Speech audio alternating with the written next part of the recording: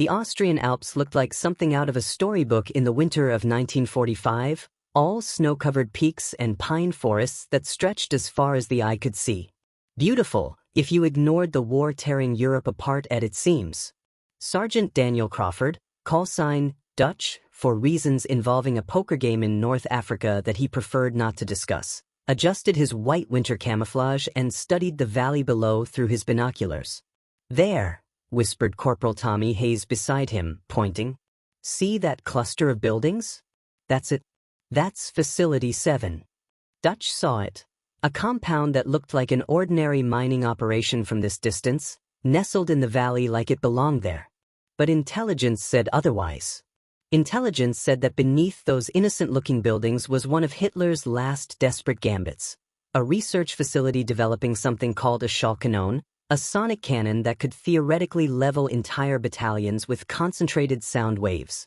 Science fiction stuff, except the Germans had already deployed smaller versions on the Eastern Front with devastating results. "Looks quiet," Dutch observed. "Too quiet. Maybe intelligence was wrong. Maybe they evacuated. Or maybe they're just really good at looking innocent." Dutch lowered the binoculars and looked at his team, 5 men handpicked for this mission because they were either crazy, desperate, or stupid enough to volunteer for what was essentially a suicide run. "All right, listen up. We go in tonight, plant the charges, get out before dawn. Simple." "Nothing about this is simple, Sarge," said Private First Class Eddie Kowalski, Brooklyn accent thick as ever.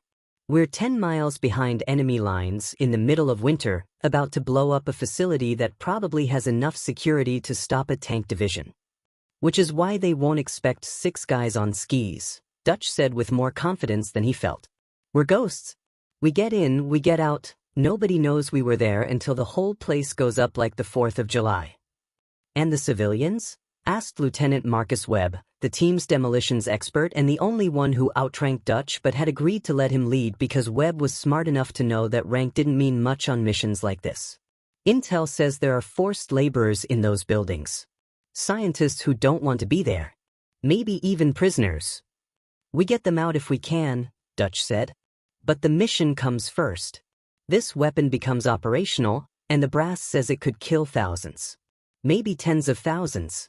We stop that even if—" He didn't finish the sentence. Didn't need to. They all knew what he meant. They waited until nightfall, then made their approach on skis, moving silently through the forest like ghosts in their winter whites. The temperature had dropped to somewhere around freeze your face off, and Dutch's breath came in clouds that he was careful to keep small and controlled. Every sound seemed magnified in the cold air, the whisper of skis on snow, the creak of equipment, the hammering of his own heart. The compound's perimeter was fenced but not heavily guarded. Most of the security was focused on the main entrance a mile away where the road came through. Dutch's team bypassed it entirely, cutting through the fence at a blind spot his intelligence briefing had identified. So far, so good. Maybe this would actually work. They were halfway to the main building when the woman appeared. She materialized out of the shadows like something from a dream, tall, blonde, wearing a German military secretary's uniform, and pointing a Luger pistol directly at Dutch's chest with hands that were perfectly steady. "Americanish?" she asked quietly.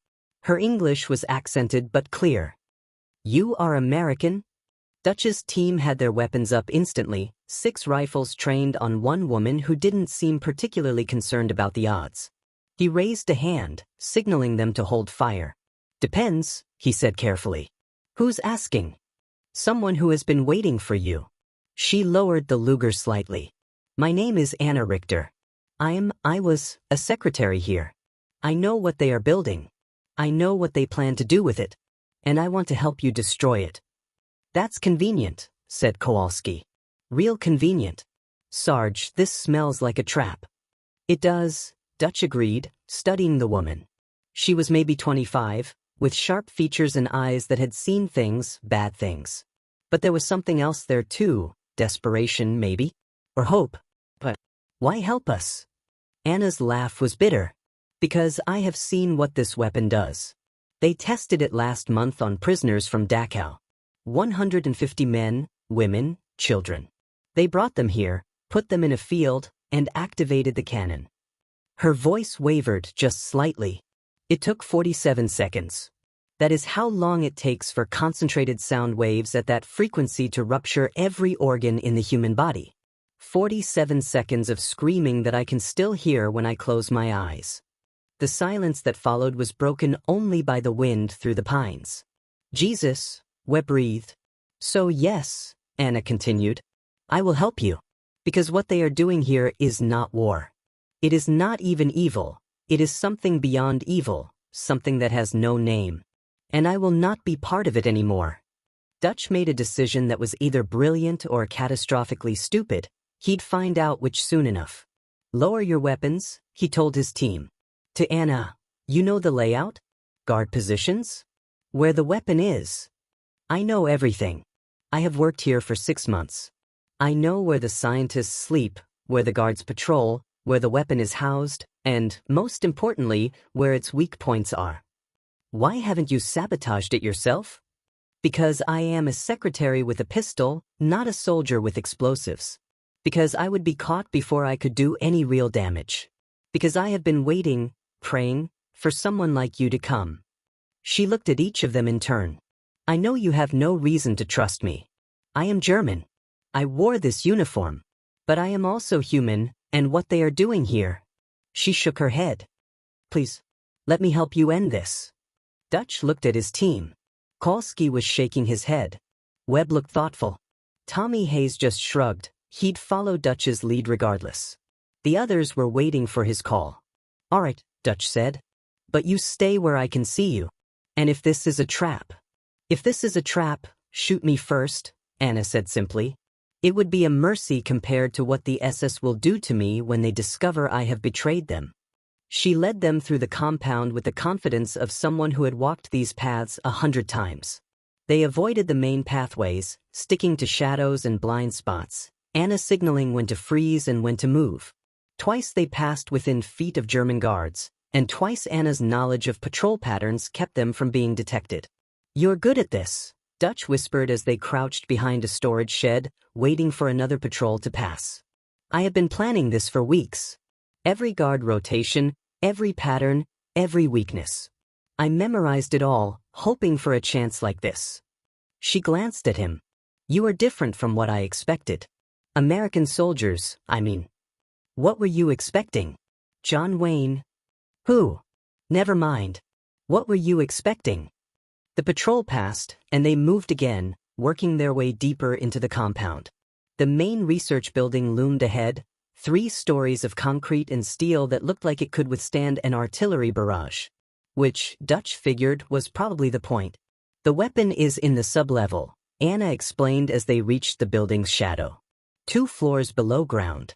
There is a freight elevator, but it is guarded and requires authorization codes. There is also a service stairwell, used by maintenance workers. It is not guarded because officially it does not exist. It was part of the original mine structure, sealed off when they converted the facility. But you know where it is, Dutch said. I found it by accident 3 months ago. I have been using it to observe, to gather information. She led them around the building's perimeter to what looked like a solid wall. But when Anna pressed on a specific stone, a section of the wall swung inward, revealing a dark passageway. After you, Sergeant. They descended into darkness, Anna leading with a small flashlight that she kept hooded to minimize the light. The stairs were old stone, worn smooth by generations of miners, and they spiraled down into the mountain's heart. Dutch counted steps, 30, 40, 50. They had to be well below the main facility now. The stairwell ended at a metal door that looked newer than the stone surrounding it. Anna produced a key. Where she'd gotten it, Dutch didn't ask, and unlocked it. They emerged into a corridor that was definitely modern. Concrete walls, electric lighting, the hum of ventilation systems. Where did everyone go? Kolsky whispered. The corridor was empty, eerily so. Most of the staff left yesterday, Anna explained. There is some kind of high-level meeting in Berlin. Only a skeleton crew remains. That is why tonight, this is the perfect time.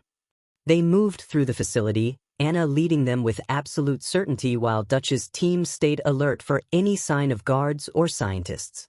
They passed laboratories full of equipment Dutch couldn't begin to understand, offices with papers scattered across desks, a cafeteria that still smelled like coffee and cigarettes. And then they reached it. The chamber was massive, carved out of the mountain itself and reinforced with enough concrete to build a bunker. And in the center, mounted on a platform that could rotate 360 degrees, was the weapon. It looked like nothing so much as a giant horn, a metal cone maybe 20 feet long and 10 feet wide at its mouth, connected to machinery that hummed with barely contained power. Cables as thick as Dutch's arm ran from the weapon to generators that lined the walls. Control panels with switches and dials and gauges covered in German text that might as well have been hieroglyphics for all Dutch could read them. "My God," Webb breathed. "It's real. It's actually real." "Unfortunately," Anna said. She walked to one of the control panels and began pointing. "The weapon draws power from these generators. It focuses sonic waves through this amplification array. The targeting is controlled here. And the entire system is vulnerable to a cascade failure if the primary cooling system is damaged." "In English?" Dutch asked. "Blow up the cooling system, and the weapon overloads and destroys itself, along with most of this chamber and everything in it." Webb was already examining the machinery, his demolitions expert's eye picking out structural weaknesses. "I can do it. Shaped charges here, here, and here. Set them on a 15-minute delay to give us time to get out." He looked at Dutch. "But Sarge, this is going to make a lot of noise. I mean a lot of noise. The whole facility will know something's wrong the second I start placing charges." "Then we work fast," Dutch said. Kalski Hayes watched the doors. "Everyone else, help Webb with." The lights went out. Emergency lighting kicked in a second later, bathing everything in red. And then, over the facility's PA system, a voice spoke in German. Anna's face went white. "What?" Dutch demanded. "What did they say?" "Lockdown protocol," Anna said. "Someone triggered an alarm. We are trapped." Steel doors slammed down across all the exits with a sound like thunder. Dutch ran to the nearest one and tried to lift it, solid, unyielding, probably weighing tons. Through the door, he could hear boots running, voices shouting, the distinctive sound of weapons being readied. "Webb, forget the timer," Dutch barked. "How fast can you rig this thing to blow?" 5 minutes if I cut corners. 3 if I want to make sure we all die in the explosion." "Make it 4. Kalski, Hayes, we're going to have company real soon. Get ready to give them a warm welcome." Anna grabbed his arm. "Dutch, there is no way out. Those doors are designed to contain explosions. Nothing gets in or out once lockdown is engaged. There's always a way out. The stairs we came down, sealed automatically when lockdown is triggered." She looked at him, and Dutch saw in her eyes that she'd known this might happen, had accepted it. "I am sorry. I brought you here to die." "Hey, I'm not dead yet. And I don't plan to start now." Dutch's mind raced, looking for options, angles, anything. The weapon. The machinery. The emergency lighting. "Anna, what powers those doors? What makes them open?" "The control system. It is on the main level in the security office. So someone has to go up there and manually unlock them." "Yes, but..." "No buts. That's our play." He turned to his team.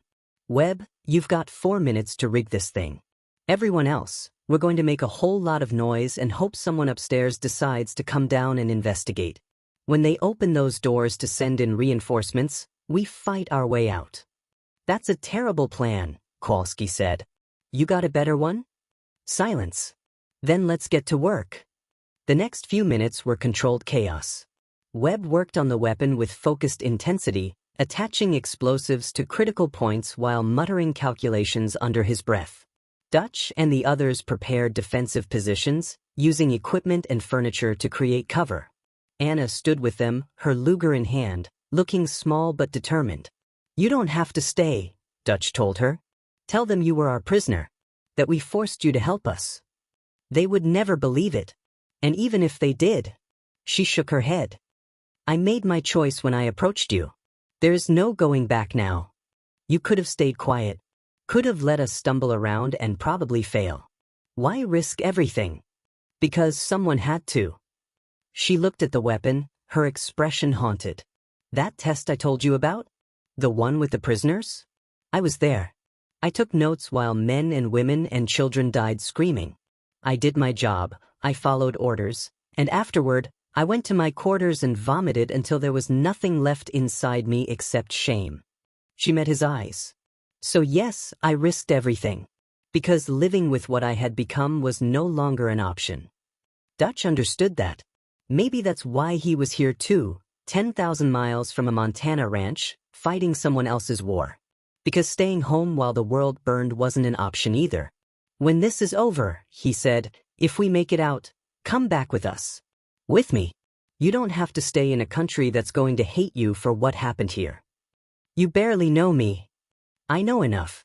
I know you risked everything to do the right thing. That's more than most people ever do. He grinned. Plus, you're pretty, you're smart, and you can handle a pistol. Where I'm from, that makes you basically perfect. Anna laughed, actually laughed, and the sound was so unexpected and genuine that even Kowalski smiled. You Americans. Always so forward. So confident. Do you ever stop to think before you speak? Sometimes. But where's the fun in that? Done. Webb called out. Charges are set. 4 minutes on the clock as of now. The timer started counting down. 4 o'clock, 3:59, 3:58. And right on cue, they heard it. Heavy machinery grinding, steel scraping steel. One of the doors was opening, just wide enough for men to pour through. German soldiers, maybe a dozen of them, weapons raised. Dutch's team opened fire first. The Germans had expected to find saboteurs caught like rats in a trap, not prepared soldiers with cover and clear fields of fire. 3 Germans went down in the first volley. The others dove for cover, returning fire, bullets sparking off machinery and ricocheting off concrete. The firefight was brutal and close quarters. Dutch moved between cover points, his M1 Garand barking steadily, each shot carefully aimed. Beside him, Anna fired her Luger with surprising accuracy, dropping a German sergeant who'd gotten too close. Kowalski's bar hammered away, keeping the enemy pinned. But more were coming. Dutch could hear them on the stairs, dozens of boots clattering down metal steps. The doors were open now, that was good. But they were also letting in more Germans than his small team could handle, that was very bad. 3 o'clock, 2:59, 2:58. We need to move. Dutch shouted. Fighting withdrawal. Everyone to the stairs. They moved as a unit, years of training kicking in despite the chaos. Covering fire, move, cover fire. Anna stayed close to Dutch, her ammunition running low but her courage holding steady. A German rushed from a side corridor and Dutch shot him without thinking. Another appeared and Anna took him down with her last bullet. They reached the stairs with 90 seconds on the clock. Germans were still pouring down from above, and more were regrouping behind them in the weapon chamber. Dutch's team was caught in a classic hammer and anvil situation with nowhere to go but up. Kowalski, give me the bar, Dutch ordered. Everyone else, up the stairs. Go, go, go. Sarge, you can't. That's an order, Corporal. Get them out. Kowalski hesitated for maybe half a second, then pressed the machine gun into Dutch's hands and started herding the others up the stairs. Anna refused to move. Go, Dutch told her. Please. No. You need someone to cover the retreat. Someone has to hold them here. She picked up a rifle from a fallen German, checked it was loaded. Besides, I am already dead if they capture me. At least this way, I choose how I die. Dutch wanted to argue, wanted to order her to safety, wanted to do 1,000 things. But there was no time.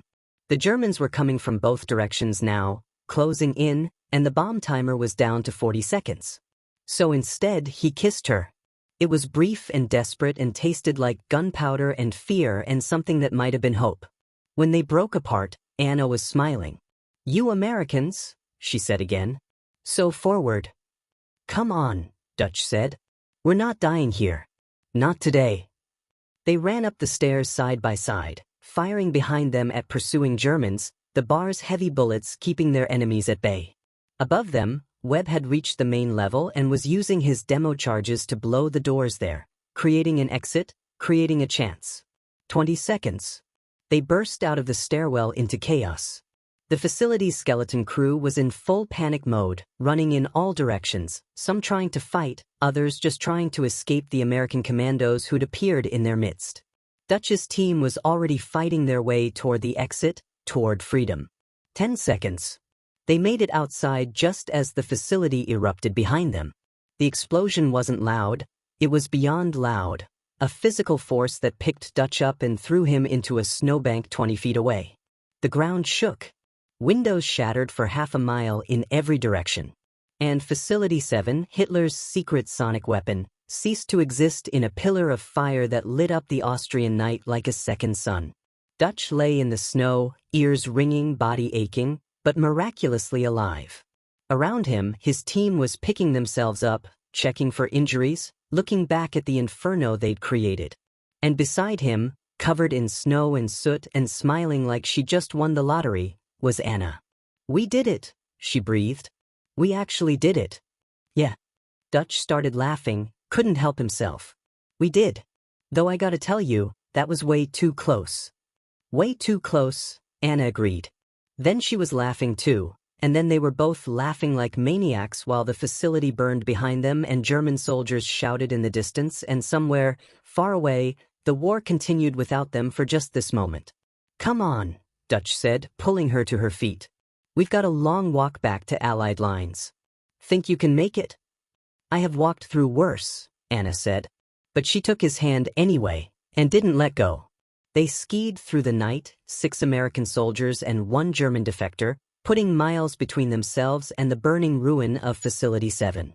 By morning, they'd crossed back into Allied territory, where intelligence officers would spend weeks debriefing them, where Anna would begin the long process of asylum and citizenship, where Dutch would receive a medal he'd never wear and a promotion he didn't want.